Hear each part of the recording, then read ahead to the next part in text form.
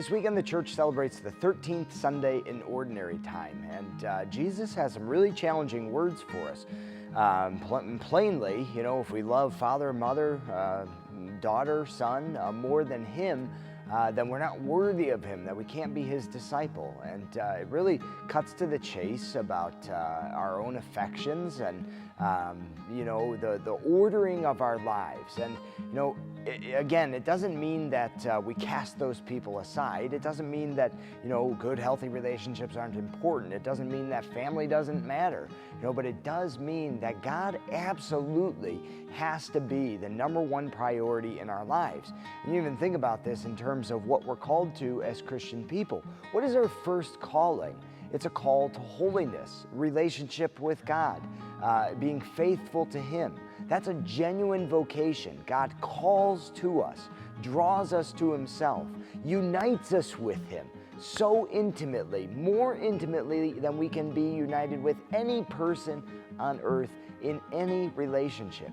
That is absolutely number one at the top of the list. So, he's making a dramatic point about the ordering of our lives. So number one in our lives absolutely has to be God himself and our relationship with him and our response of faith and love.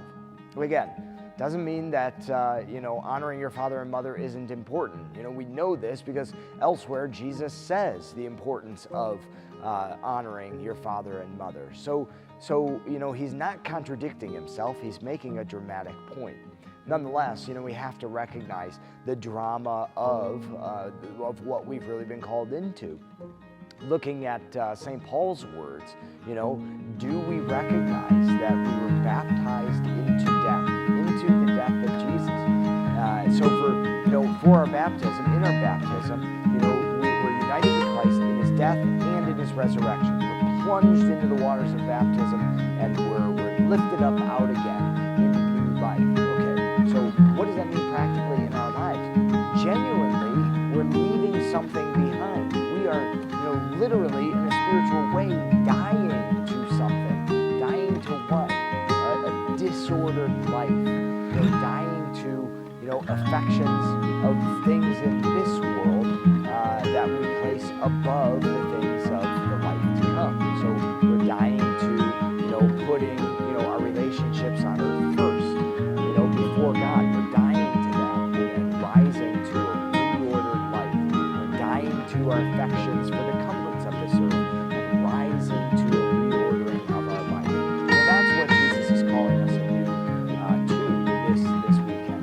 As we hear those words, we've really got to examine our own hearts and our own lives and recognize that, chances are there are people, that we're putting a greater priority on than God himself. Chances are, there's times where we put a greater priority on things or comforts of this life, than we are on God himself. And he wants us to step anew, regroup, allow our lives to be reordered, to put him first in our lives, to care more about him and our relationship with him than other things.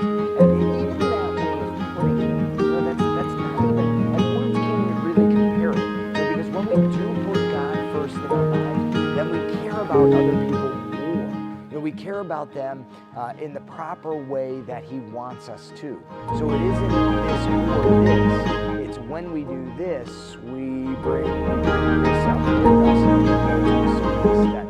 But we've also got to be prepared to cut ties with things and people and relationships that are holding us back from putting God